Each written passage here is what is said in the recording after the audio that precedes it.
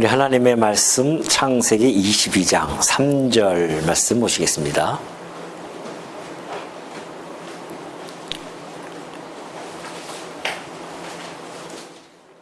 창세기 22장 3절입니다.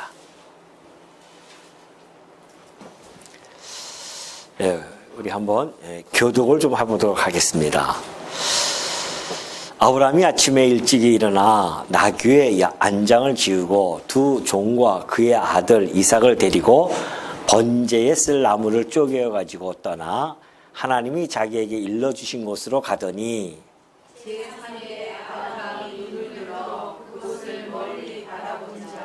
이 아브라함이 종들에게 이르되 너희는 나귀와 함께 여기서 기다리라. 내가 아기와 함께 저기 가서 예배하고 우리가 너희에게로 돌아오리라 하고 아브라함이 번제 나무를 가져다가 그의 아들 이삭에게 지우고 자기는 불과 칼을 손에 들고 두 사람이 동행하더니 이삭이 그 아버지 아브라함에게 말하여 이르되 내 아버지여 하니 그가 이르되 내 아들아 내가 여기 있노라. 이삭이 이르되 불과 나무는 있거니와 번제할 어린 양을 어디 있나이까. 아브라함이 이르되 내 아들아 번제할 어린 양은 하나님이 자기를 위하여 친히 준비하시리라 하고 두 사람이 하나님이 그에게 일러 주신 곳에 이른지라. 이에 아브라함이 그곳에 제단을 쌓고 나무를 벌려놓고 그의 아들 이삭을 결박하여 제단 나무 위에 놓고 손을 내밀어 칼을 잡고 그 아들을 잡으려 하니 여호와의 사자가 하늘에서부터 그를 불러 이르시되 아브라함아 아브라함아 하시는지라. 아브라함이 이르되 내가 여기 있나이다 하매 사자가 이르시되 그 아이에게 내 손을 대지 말라. 그에게 아무 일도 하지 말라. 내가 내 아들 내 목자까지도 내게 맡기지 아니하였으니 내가 이제야 내가 하나님을 경외하는 줄 아노라. 아브라함이 눈을 들어 살펴본즉 한 순양이 뒤에 있는데 뿔이 수풀에 걸려 있는지라. 아브라함이 가서 그 순양을 가져다가 아들을 대신하여 번제로 드렸더라. 아브라함이 그 땅 이름을 여호와이라고 했으므로 오늘날까지 사람들이 이르기를 여호와의 산에서 준비되리라 하더라. 아멘. 14절까지 교독했습니다. 우리 지난 시간에 살펴보았듯이 하나님이 아브라함을 불러서요 시험을 하십니다. 그 시험은 아브라함이 간직하고 있는 믿음에 대한 시험입니다. 그래서 그 아브라함이 최고로 가치롭게 생각하는 그 아들 이삭을 하나님께서 번제로 드리라는 그러한 명령하신 것을 우리가 살펴본 바가 있죠. 아브라함이 하나님의 그 언약을 믿었죠. 우리 한번 그 살펴보면은 자 언약이 있습니다. 하나님께서 언약을 해주셨는데 아브라함이 이제 하나님께 그런 말씀을 드리죠. 아이고 나는 자식이 없습니다. 그러니 내가 길리웠던 엘리에셀을 가지고 좀 종을 삼고 싶습니다. 그러니까 하나님께서 아니다. 네 몸에서 날 자가 상속자야 그러죠. 네 몸에서 날 자가 상속자야. 그리고 이 상속자를 통하여서 하늘이죠. 하늘의 별만큼 그렇게 번성해 주겠다.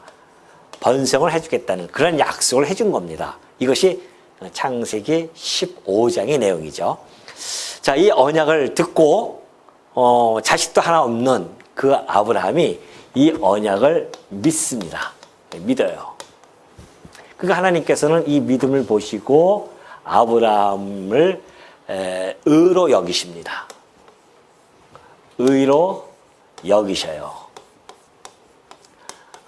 의로 여긴다고 하는 것은 하나님께서 아브라함을 의롭다 이렇게 생각을 해주신다는 것이죠. 자, 여기서 끝나면 참 순탄하고 형통하고 편리하고 참 좋습니다. 근데 하나님께서는 이 믿음이 정말 아브라함에게 가지고 있는 진짜 믿음인가라고 하는 것을 시험을 하십니다. 그래서 이 믿음을 갖다가 시험을 하는데 왜냐하면 그 믿음이라고 하는 것은 반드시 행위가 동반돼야 됩니다.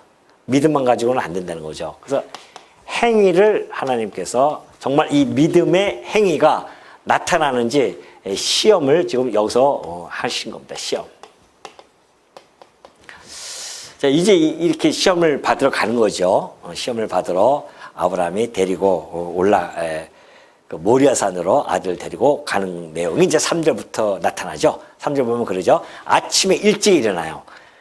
뭐 고민할 필요도 없습니다. 아침에 일찍에 나귀의 안장을 지고서는 떠나죠. 하나님이 있는 곳으로. 일단 아브라함의 순종이 아주 돋보이는 그러한 장면이 아닐 수가 없습니다. 사실은 이 순종이라고 하는 것은 성도된 자들의 가장 아름다운 미덕입니다. 순종은. 왜냐하면 우리가 하나님이나 예수 그리스도 안에서는 바울이 얘기했듯이 예만 있어요. 아니요는 없다는 겁니다. 우리는 그리스도 안에서 예만 있어야 되지 싫어요. 아니요. 이게 없다는 거죠. 우리 하나님의 백성들은 그래서 무조건 하나님 앞에는 순종하는 것. 이것이 우리 성도된 자의 정말 아름다운 덕이며 최고의 덕이고 본분이다라는 것을 이 아브라함이 3절을 통해서 너무나 잘 보여주고 있습니다. 그러면서 하는 이야기죠. 제3일에 이제 아브라함이 눈을 들어서 그곳을 멀리 바라봅니다. 그러니까 아브라함이 살았던 곳에서 그 모리아산까지는 한 3일 정도 걸어서 3일 정도 걸리는 것 같아요.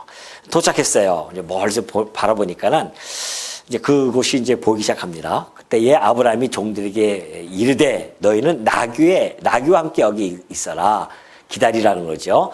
내가 아이와 함께 저기 가서 예배하고 우리가 너희에게로 돌아오리라 해요. 자, 아브라함이 뭐라고 얘기하냐면은 이제 종을 2명을 앉혀놓고 너 여기 기다려. 우리 갔다 올게. 그런데 내가 갔다 오는데 내 아들과 함께 가지만은 돌아올 때도 우리가 그래요. 우리가 함께 돌아오리라. 우리가 돌아오리라. 이 언어는요, 소위 이것이 이제 믿음의 언어입니다. 지금 분명히 아들 하나 번제로 드리러 가잖아요. 그러면 돌아올 때는 혼자만 올 수밖에 없는 그러한 상황인데 아브라함은 놀랍게도 우리가 돌아오리라 그래요. 이걸 믿음의 언어라고 합니다. 이게 성도들은 사실은 이 믿음의 언어를 참 사용을 해야 됩니다. 믿음의 언어가 있다고 한다면 무슨 언어가 있을까요? 무슨 언어가 있을까요? 믿음의 언어가 있으면 상대적으로 불신의 언어가 있습니다. 이렇듯 이 믿음의 언어와 불신의 언어가 공존하죠. 우리 삶 속에서. 우리 성도라고 하면 모름지기 우리는 불신의 언어보다는 정말 우리 이 믿음의 언어를 가지고 살아간다고 하는 것은 매우 중요합니다. 그것이 하나님의 자녀됨의 그런 어떠한 그 모습이죠. 믿음의 언어로 산다고 하는 것이. 이 번제를 드릴 그 나무를 이제 이삭에게 지어서 가는 것이 이제 6절에 나오죠. 아브라함이 이에 번제 나무를 가져다가 그의 아들 이삭에게 지우고 자기는 불과 칼을 손에 들고 두 사람이 동행을 합니다. 자, 이 6절에서도 보면은 번제 나무를 이삭이 지고 가는 그 의미가 분명하게 나타나죠. 그때로부터 시작해서 1500년 후에 우리 주님께서는 모든 인류의 죄를 감당하면서 십자가를 지고 올라가는 모습을 잘 떠올리게 하는 그러한 모습이 아니죠. 그렇다고 한다면 이것은 분명하게 우리 인간들이 짊어져야 할 그 십자가를 우리 주님께서 대신 짊어지고 가실 그리스도에 대한 예표로서 보여주는 사건은 틀림이 없다는 겁니다. 왜냐하면 이 모든 것들이 예수 그리스도를 증언하는 이러한 사건들이기 때문에 그렇다는 것이죠. 그런 차원에서 보면은 이 사건도 역시 정말 그리스도의 그 모습을 우리가 이 내용에서 충분히 감지할 수가 있는 겁니다.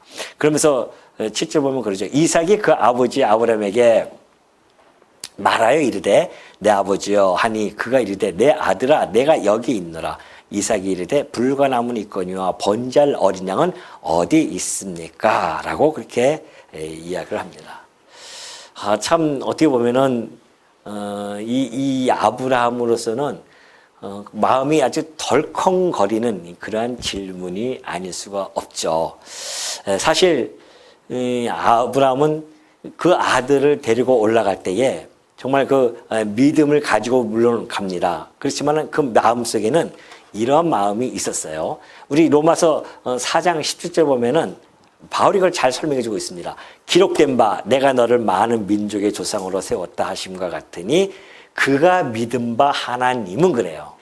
그러니까 아브라함이 믿은 하나님은 아브라함이 잘 그 하나님에 대해서는 알고 있습니다. 어떤 하나님이냐면은 죽은 자를 살리셔요.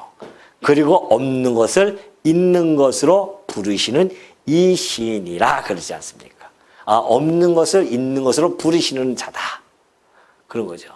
그러니까 그것을 믿고 있는 아브라함이었습니다. 사실은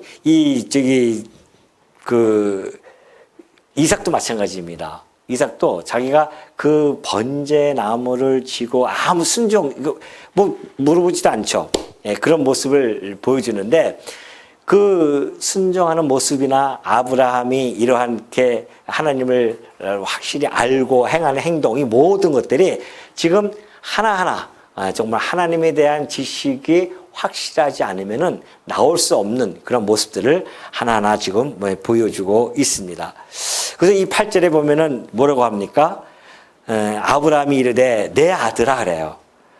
내 아들아 번제할 어린 양은 하나님이 자기를 위하여 친히 준비하시리라 하고 두 사람이 함께 나아갑니다. 자, 7절에서도 마찬가지예요. 이삭이 그러죠. 내 아버지여 그래요. 그런데 아브라함도 역시 아들에게 내 아들아 이렇게 대답을 합니다. 참 이 모습 보면은 지금 이 부자간의 감정이 읽혀지지 않습니까? 부자간의 감정이 읽혀지죠. 아마 이삭도 눈치를 챘는지 모르겠어요. 그래서 내 아버지요. 우리가 가면서 내 아버지 이렇게 용어 안 쓰잖아요. 아버지 번제 이거 물 어디 있습니까? 이렇게 물을 텐데 내 아버지요. 번제물은 어디 있습니까? 딱 물어요. 그러니까 내 아들아. 그러면서 하는 이야기입니다. 지금 하나님께서 자기를 위하여 그래요. 자기를 위하여 친히 준비하시리라. 자, 이 자기를 위하여라고 하는 이 언어도 무슨 언어입니까? 이것도 역시 믿음의 언어입니다. 그렇지 않고서는 이런 언어가 나올 수가 없습니다. 자기를 위하여. 곧 그것이 여호와를 위하여입니다. 하나님 당신의 여호와의 이름을 위하여. 그러니까 여호와의 이름에 대해서 아브라함은 잘 알고 있었어요. 지난번에도 아브라함이 아비멜렉과 헤어지죠. 언약을 맺고 헤어집니다. 그리고 나서 딱 제단을 쌓고서는 그가 여호와의 이름을 불렀거든요. 그러니까 아브라함은 그 여호와의 이름을 잘 알고 있습니다. 언약대로 이루시는 신실한 분이시야. 이걸 너무나 잘 알고 있었죠. 그러니까 여호와의 언약을 알고 있는 잘 알고 있음을 잘 보여주는 그 사건이 바로 지금 이 언어입니다. 그 언어가 자기를 위하여 그러죠. 그러니까 하나님은 여호와이시기 때문에 자기의 이름이 먹칠을 당하면 안 됩니다. 그래서 반드시 이 이삭은 죽지 않을 것이다. 그리고 혹 죽는다 할지라도 하나님이 살리실 거다. 이런 것이 있는 거죠. 사실 이 7절과 8절은 성경을 볼 때에 정말 많은 사람들의 그 심금을 울리는 요절 중에 하나입니다. 자식과 아버지 간의 그러한 모습을 바라보면서 하나님과 또 이 자식 간의 관계 또는 아브라함의 관계 이런 것들을 너무나 잘 보여주는 그런 내용이 아닐 수 없죠.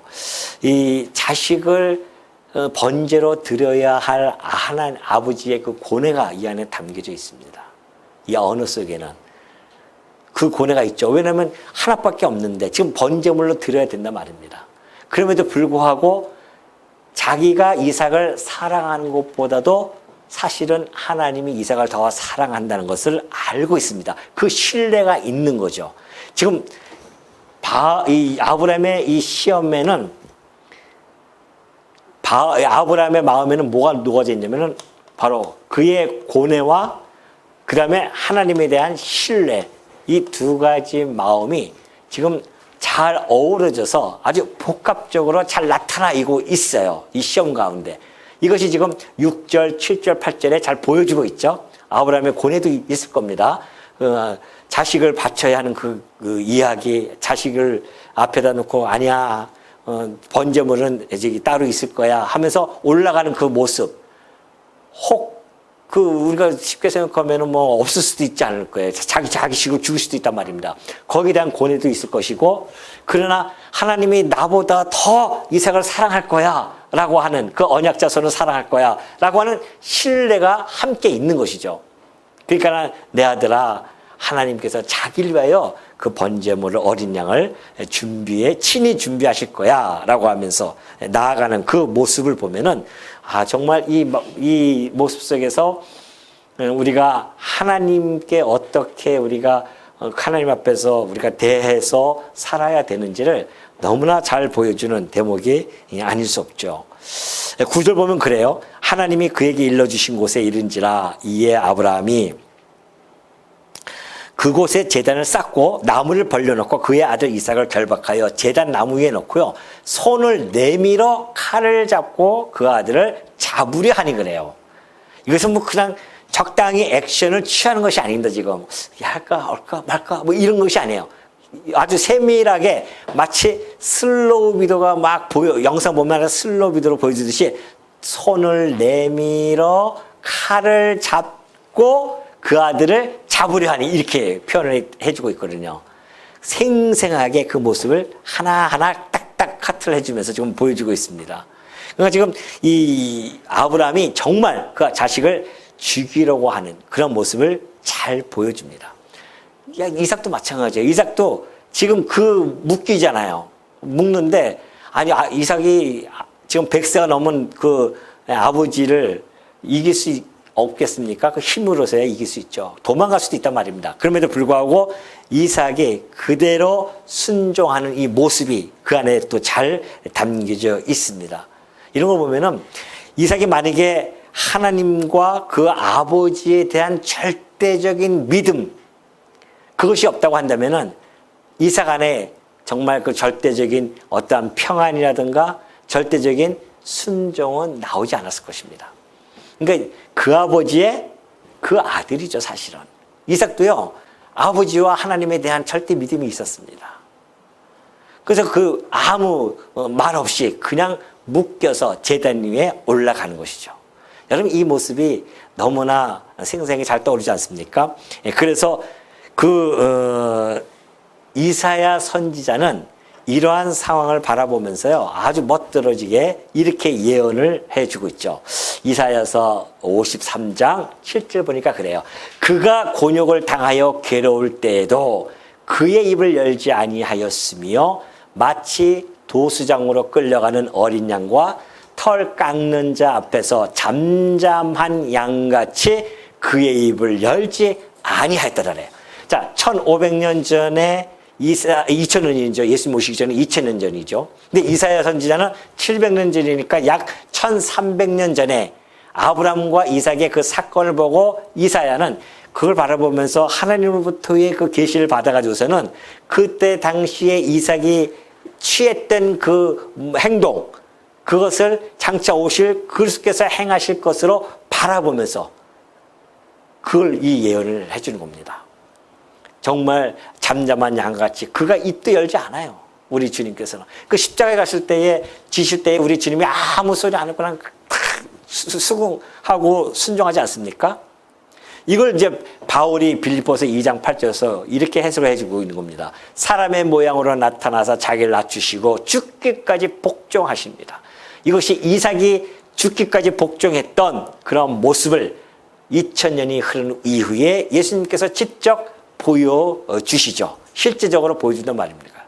이사야는 그 사건을 예수 그리스도를 투영해주고 예수님은 실제적으로 와서 그걸 실제화시키시고 그렇게 보여주십니다.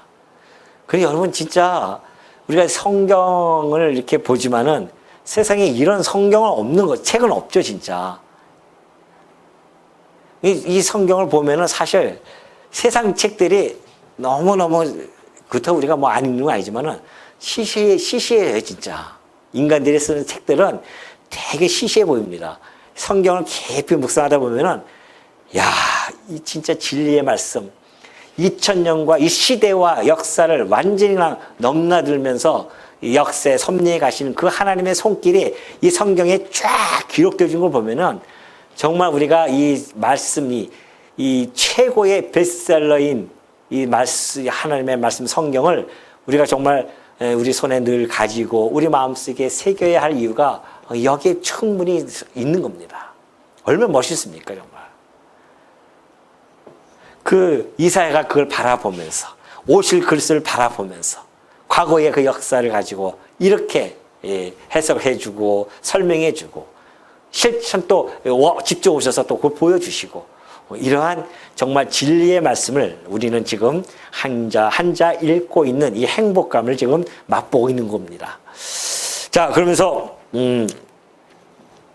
이삭을 이제 정말 이 아브라함이 실질적으로 행동을 취하는 그 이삭을 죽이려 하는 행동, 이것은 아브라함이 그 하나님의 이 언약을 너무나 잘 알고 믿고 있었습니다. 뿐만이 아니죠. 하나님의 능력까지 그는 잘 알고 있다는 것이죠. 그래서 그는 내가 죽여도 이삭은 살아날 거야 하고는 그런 뭐예요? 근거 없는 믿음일까요? 아니에요. 근거 있는 믿음을 가지고 있습니다. 이거 보십시오. 히브리서 기자는 이 사건을 이렇게 또 멋들어지게 또 해석을 해요. 봐요. 아브라함은 시험을 받을 때에 믿음으로 이삭을 드렸으니 그래요. 자, 아브라함이 시험을 받을 때에 믿음으로 이삭을 드립니다. 행위가 나타나죠. 그는 약속들을 받은 자로되 그 약속을 받았어요. 그 외아들을 드렸느니라. 그에게 이미 말씀하시기를 하나님께서 이미 뭐라고 말씀하셨냐면 내 자손이라 칭할 자는 이삭으로 말미암음이라 그래요. 그게 무슨 말입니까? 내 자손이 누구예요? 메시아입니다. 예수 그리스도죠. 메시아라고 칭할 자는 이삭으로 말미암을 거야. 그러니까 이삭의 후손이라는 겁니다. 그러니까 이삭이 죽으면 후손이 없어지잖아요. 이걸 너무나 잘 알고 있었어요. 하나님께서는 저 이삭을 통하여 하나님 여인의 후손 메시아를 보내실 거야. 이걸 믿고 있었어요. 그래서 그가 하나님이 능히 이삭을 죽은 자 가운데서 다시 살리실 줄로 생각을 한 겁니다. 아브라함도 물론 뭐 때때로 어떤 때는 막 그냥 두려워가지고서는 아내를 갖다가 뭐 누이를 속이기도 하고 이런 모습을 보여줬지만 어느새 아브라함은 믿음의 조상으로 손색이 없을 만큼 어떻게 됐을까요? 누가? 하나님께서 그를 그렇게 키워가십니다. 여러분 믿음이 키워나가는 것이 우리가 뭐 잘나서 키워나가는 것이 아닙니다. 우리의 믿음을 자라나게 하시는 분은 누구라고요? 하나님이시라니까요. 어떠한 물을 주고 심고 이런 것들은 다 어떠한 사건들이 나타나고 이런 것들은 다 하나님께서 그 믿음을 주시기 위한 하나의 과정들이고요. 궁극적으로 자라나게 하시는 분은 하나님이셔요. 자라나게 하기 위해서 그런 사건들을 주신다니까요. 여러분들이 지금까지 살아오시면서 여러 가지 사건들을 맞이했지만은 그 모든 사건들을 통하여서 지금 여러분의 믿음을 지금까지 이 정도까지 키워오신 분이 하나님이시라는 겁니다. 믿습니까? 그러니까 여러분들이 지금까지 살아온 삶이 헛된 삶이 아닙니다. 혹시 여러분 그렇게 생각할 수도 있어요. 뒤돌아보면서 나 뭐야 이게? 해놓은 게 하나도 없네? 이게 뭐지? 그렇게 혹 생각할 수도 있습니다. 그거는 불신의 생각입니다. 불신의 언어예요. 믿음의 언어는 그렇게 하지 않습니다. 내가 지금까지 살아온 것은 나를 나 되게 하시려고 이렇게 하나님께서 나를 이렇게 여러 가지 사건들을 엮어서 내게 주셨구나. 라고 그 사건들을 해석하고 받아들이는 것. 이것이 믿음의 생각이고 믿음의 언어입니다. 그러니까 그 얻는 거 하나, 아브라함이 지금까지 살아왔던 모든 사건들, 때로는 수치스러운 사건도 있었고요. 어려운 사건도 있었고요. 또 승리의 사건도 있었습니다. 그러나 그 모든 것들이 합하여 하나님은 선을 이루어 가시는 그 하나님. 그래서 마침내 아브라함은 최고의 시험을 받잖아요. 인생 최고의 시험입니다. 지금까지 받았던 모든 시험 중에 최고의 시험을 받아요. 그래서 고뇌와 신뢰 속에서 그 마음속에 아주 복합적인 그런 신경이 막 오러질 때에 그의 마음속에 깊은 곳에는 뭐가 뿌리 박혔었냐면은 이삭을 죽은 자 가운데서 다시 살리실 거야, 우리 하나님은. 왜요? 언약을 어떻게 했기 때문에? 알았기 때문에 그래요. 이 상속자를 주시는데 이 상속자를 통하여 번성할 것이고, 그리고 결국은 메시아, 그의 자손인 메시아가 나타날 것이다. 이 약속을 아브라함은 믿었단 말입니다. 그러니까 아브라함이 메시아 올 것을 즐거워하다가 아들 이삭을 보고 기뻐했단 말입니다. 왜? 메시아가 드디어 오실 거구나. 자식을 통하여 메시아를 바라봤던 아브라함이었습니다. 그러니 만약에 이삭이 죽으면 어떻게 돼요? 어떻게 됩니까? 안 되는 걸 알고 있어요. 아, 내가 혹 죽인다 할지라도 어떻게 한다? 다시 살아날 것이야. 이런 믿음을 아브라함이 가졌다는 겁니다. 아브라함의 믿음도 훌륭하지만 그렇게 키워가시는 하나님의 그 멋들어진 손길, 솜씨, 이걸 우리는 주목하는 거죠. 왜요? 그 하나님의 손길과 솜씨는 지금까지 여전하시기 때문에 오늘 우리들을 그렇게 끌고 가신다는 거 아니겠습니까?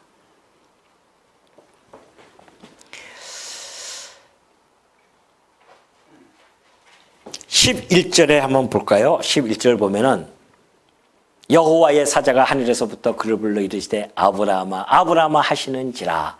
아브라함이 이르되 내가 여기 있나이다 하매 사자가 이르되 그 아이에게 내 손을 대지 말라. 그에게 아무 일도 하지 말라. 내가 내 아들 내 독자까지도 내게 아끼지 아니하였으니 내가 이제야 네가 하나님을 경외하는 줄을 아노라 라고 합니다. 자, 아브라함이 지금 하는 이 행동은요, 번제를 드리는 건데, 번제가 뭡니까? 제물을 완전히 태워드리는 거 아닙니까? 하나님께. 온전한 순종이죠, 그거는. 그러니까 그것을 지금 이 번제를 드린다고 하는 그 정신을 아주 몸으로 실천한 겁니다. 그래서 하나님께서는 그 아브라함이 정말 그러한 번제를 드리는 그러한 정신으로 드렸던 그의 헌신이라든가 그의 헌물, 그걸 하나님께서는 연락을 하십니다. 받아주셨어요. 그래가지고 부랴부랴나 아브라함아 하면서 그를 막는 거죠. 사실 이 아브라함의 이런 모습, 이런 지금 아들을 드리려고 했던 이 모습 상황 속에서는 자기에 대한 완전 단념입니다. 아브라함은 완전 단념으로 딱 앞으로 나간 거죠. 다시 말해서 완전한 자기 부인이며 또한 철저한 자아의 죽음입니다. 이것을 하나님께서는 보신 거고, 또한 그런 것 없으면요, 하나님의 뜻에 절대 순종할 수 없어요. 이 아브라함이 가졌던 이 심정, 이 모습, 지금 온전히 자기를 버리고 자기를 단념하고 그리고 하나님의 뜻을 쫓았던 이 아브라함의 모습 속에서 우리 예수님은 이렇게 설명해 주십니다. 마태복음 16장 24절을 보면 그래요. 이 예수께서 제자들에게 이르시되 누구든지 나를 따라오려거든 자기를 부인하고 자기 십자가를 지고 나를 따를 것이니라. 누구든지 제 목숨을 구원하고자 하면 잃을 것이요 누구든지 나를 위하여 제 목숨을 잃으면 찾으리라 그래요. 이것이 하나님을 따르는 자들의 모습입니다. 하나님은 우리들에게 완전 단념을 요구하십니다. 하나님은 우리들에게 철저하게 자기 부인을 요구하시고 계셔요. 하나님은 철저한 우리의 자아가 죽기를 원하십니다. 만약에 아브라함이 자기 아들 목숨을 구하려고 했다고 한다면 이렇게 되어질 것이었습니다. 그런데 그는 하나님을 위해서, 그 아들의 말씀을 뜻을 쫓기 위해서 아들을 목숨을 잃어버립니다. 그런데 이게 웬일이에요? 다시 찾지 않습니까? 오늘 우리 하나님 앞에 선 자들의 모습입니다. 여러분이 이 땅에 살아가시면서 정말 우리의 이 철저한 자아의 죽음을 여러분 죽고 하나님 앞에 나가시는지요? 여러분은 완전 단념, 자기에 대해서 완전히 단념하고 하나님 앞에 나아가시는지요? 또는 자기의 완전한 자기 부인을 하고 하나님께 나아가시는지요? 때로는 자기의 자아가 살아나고 자기의 모습이 살아나서 오로지 하나님 앞에서 때로는 거부하기도 하고 대항하기도 하고 이런 모습을 우리가 살아가지는 않았는지 다시 한번 뒤를 돌아보는 그러한 사건이 아닐 수가 없습니다. 하나님을 믿는다고 하는 것 도대체 무엇입니까? 신앙인이라고 하는 것 도대체 무엇이냐 말이죠. 신앙인이 갖춰야 할 제일 우선이 도대체 무엇이냐 말이죠. 우리는 오늘 아브라함의 모습을 보면서 범사에 그 여호와를 인정하고 경외하는 그런 삶을 엿볼 수가 있습니다. 그걸 인정하지 않으면 안 돼요. 여호와를 인정하지 않고 여호와를 갖다가 경외하지 않으면은 이런 모습을 나타낼 수가 없었습니다. 그러니까 하나님이 그러잖아요. 네가 나를 경외하는 줄 알겠다 그렇게 하잖아요. 경외는 말로만 하는 건 경외가 아닙니다. 말로 누군 못합니까? 말로는 모두 해요? 예? 천냥비도 갚는 거예요. 말로는 뭐 천냥비도 갚죠 우리가. 그런데 그렇지 않다는 겁니다. 하나님을 최고의 가치로움으로 여기지 아니하면은 자기가 육신적인 최고인 그 이삭을 바칠 수가 없어요. 하나님보다는 이삭이 더 최고로움인데 어떻게 바칠 수 있겠냐 말이죠. 이것은 예수님께서 하신 말씀과 동일해요. 재물과 하나님을 겸하여 섬길 수 없다는 겁니다. 오늘 우리 신앙인들이 있어서는 오로지 하나님만이 최고의 가치로입니다. 어떤 걸 선택하든지 간에 우리는 오로지 하나님만을 선택해야 되지 이 세상에 그 어떤 내 자식, 내 어떤 중요한 재물 이 모든 것보다도 우리는 하나님이 최우선이다라는 그런 가치로움이 이 아브라함의 이 시험에서 그는 통과하면서 그것을 여실히 보여줍니다. 뿐만이 아닙니다. 아브라함은 주시는 것도 하나님이시고 걷어가시는 것도 하나님이라는 그 사실을 확실히 믿었어요. 그런 하나님에 대한 지식이 있단 말입니다.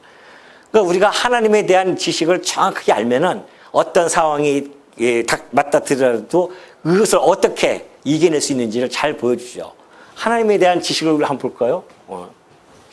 지금 하나님께서는 우리가 믿는 하나님은 아브라함이 믿었던 하나님입니다. 역시 우리가 믿어야 할 하나님이시죠. 하나님은 주시기도 하셔요. 주시기도 하시고 걷어가시기도 하십니다. 하나님은 죽이시기도 하십니다. 그러나 살리시기도 하셔요. 하나님은 상하게도 하십니다. 그러나 하나님은 낫게도 하시는 분입니다.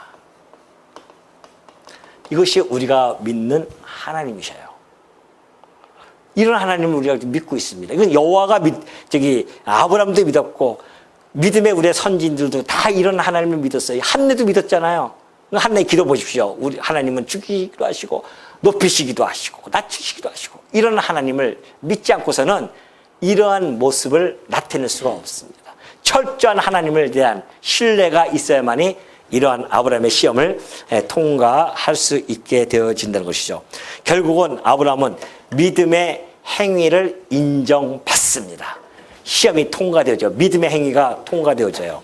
이 믿음의 시험을 통과되어진 이 상황을 야고보 사도는 너무도 정확하고 아름답게 해석을 해줬어요.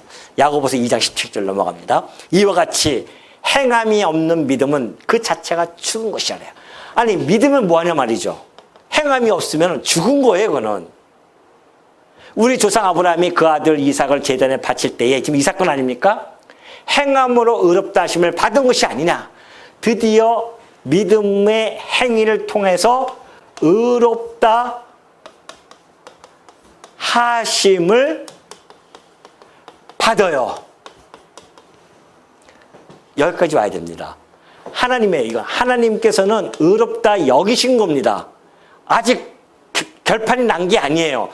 이 아브라함이 이 언약을 믿었어요. 그때 하나님께서 의로 여기심입니다. 그거 보십시오. 거기 보면은 하나님께서 17장에 나오나요? 의로 여기셔요. 하나님께서. 아브라함의 믿음을 의로 여기셔요. 이건 하나님 편이잖아요. 그러나 아브라함 편에서는 그 믿음에 대한 확신, 그 믿음을 의로 받지는 아직 못했습니다. 여기서는 하나님께서 여기셨어요. 이 시험을 통과해야 의롭다 하심을 받는 겁니다. 그 하나님께서 이거 의롭다 하심을 받게 하기 위해서 시험을 주신 거거든요. 근데 시험에 통과를 합니다. 믿음의 행위가 나타났어요. 그래서 의롭다 하심을 받았다는 이야기인데, 여기서 의롭다 하심을 받은 것이 아니라는 것이죠. 행함으로 말미암아 내가 보거니와 믿음이 그의 행함과 함께 일하고, 믿음이 행함과 쌍두마차처럼 함께 행해야 됩니다. 그러면서 행함으로 믿음이 온전하게 되었다는 겁니다. 중요한 얘기입니다, 이거. 믿음이 이 행위를 통하여 온전하게 되어지는 겁니다. 행위가 없는 믿음은 아직 온전해진 것이 아니에요. 그래서 행함으로 믿음이 온전하게 됐다. 이에 성경이 이른바 아브라함이 하나님을 믿으니 이것을 의로 여기셨다는 말씀이 이루어졌다 그래요. 이 말씀이 드디어 이 행위를 통하여 이루어진 겁니다. 그는 하나님의 벗이라 칭함을 받습니다. 이러보건대 사람이 행함으로 의롭다 하심을 받고 믿음으로만은 아니냐 그래요. 이것만 가지고는 안 돼요. 행위가 나타나야 됩니다. 행위가.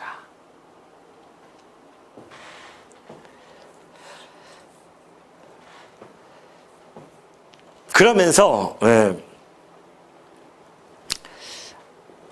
13절 봅니다. 13절 보면은 아브라함이 눈을 들어 살펴본즉 한 순양이 뒤에 있는데 뿔이 수풀에 걸려 있는지라 아브라함이 가서 그 순양을 가져다가 이들을 대신하여 번제로 드렸더라. 아브라함이 그 땅 이름을 여호와 이레라 하였으므로 오늘날까지 사람들이 이르기를 여호와의 산에서 준비되리라 하더라 그래요. 자, 이 사건은 지금 이제 믿음대로 이루어진 겁니다. 하나님이 자기를 위하여 친히 준비할 거 했는데 정말 순양이 준비되어져 있습니다. 이거 보십시오, 하나님. 하나님이 지금 아브라함에게 기대하고 요구하는 것이 있었습니다. 근데도 놀랍게도 하나님이 기대하고 요구하는 것을요, 하나님이 친히 어떻게 해요? 준비를 하신다는 거예요. 이게 믿음이에요. 하나님이 우리 보고 막 기대하시고 요구한다니까 우리가 하는 적을 착하는데 하나님이 다 준비해놓고 우리에게 그걸 하라고 시험을 하시는 것 뿐입니다. 우리 믿고 나가면은 하나님이 다 친히 준비해 주신다는 것이죠. 이런 것들이 바로 히브리서 11장 1절에서 얘기했듯이 믿음은 바라는 것들의 실상이요, 보지 못하는 것들의 증거다, 이런 이야기입니다. 그 사건이 바로 이 사건입니다. 아직 양을 보지 못했어요, 아브라함은. 그러나 믿음으로 준비하실 거야. 그래서 가서 봤더니 진짜 그 믿음대로 실상이 되어져서 나타났고요. 증거가 되어진 거 아닙니까? 그래서 하나님께서는 그를 벗이라 칭하고 그렇게 되어진 것이죠. 그러면서 여호와 이레라고 그렇게 이야기를 합니다. 여호와 이레라고 하는 것은 곧 밑에 주석에 있죠. 각주에 보면은 여호와께서 준비하십니다, 이런 뜻을 가지고 있습니다. 근데 여러분, 그 뒤에 보면은 14절 후반절 보십시오. 오늘날까지 아브라함이 그 땅을 여호와 이레라 그렇게 이름을 붙였는데 오늘날까지, 그러니까 모세죠. 이제 이후에 한 500년이 흐릅니다. 그리고 모세 시대 때 이것을 기록할 때에 그때에 그들이 여호와의 산에서 준비되리라 하더라, 그렇게 해요. 여호와의 산에서 준비되리라 그래요. 자, 준비되리라, 이 이야기는 미완료형입니다. 이루어진 게 아니에요. 미완료. 미래에 완료가 되어질 일입니다. 그러니까 사람들이 그 여호와 이레라는 그 이름을, 그 산을 바라보면서 아하, 여호와께서 준비하실 거야, 여호와께서 준비하실 거야, 이런 것을 깨닫는 거죠. 뭘 준비하냐? 그러면 도대체 여호와 이레라고 하는 그 이름을 들으면서 누구? 곧 메시아를 하나님께서 준비할 것이야 라는 것을 이때로부터 2000년, 예수님 오실 때까지 2000년 동안 여호와 이레라는 그 이름을 통하여 계속해서 계시해 주고 있는 겁니다. 아브라함은 그걸 바라본 거죠. 이 사건, 아브라함은 그 사건을 바라보면서 메시아가 오셔서 이곳에서 그가 내 아들 이삭처럼 이 숲풀에서 양이 걸렸잖아요. 그것처럼 예수님이 오셔서 머리에 가시관을 쓰고 이삭처럼 그렇게 번제물이 되어져서 온전히 하나님께 드려질 것을 바라봤죠. 아브라함은 그걸 알았습니다. 그래서 그 이름을 여호와 이레라고 이름을 진 거예요. 그리고 나서 그 후손들은 그 산을 바라보면서 메시아가 온다. 하나님 메시아를 준비하실 거야. 메시아를 준비하실 거야. 이러한 대망의 사상을 갖게 되어지는 겁니다.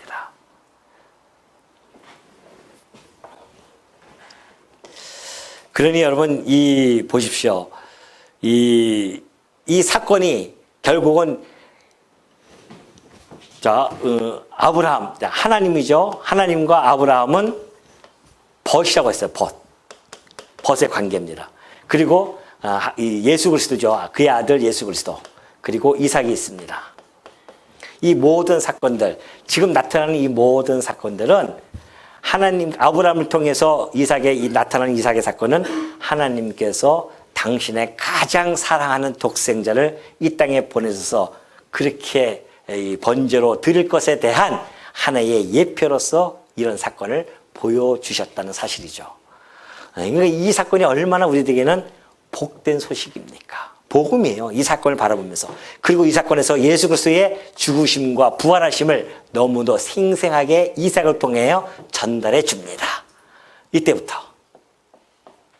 그래서 그때 초대 교부들은요, 이 사건을 바라보면서 정말 진정으로 구원받은 우리 성도들이 만약에 이 이삭 희생의 이 제사 사건을 이걸 바라보면서 눈물 없이 읽는다고 한다면은 그거는 진정 구원받은 백성이겠는가라는 거죠.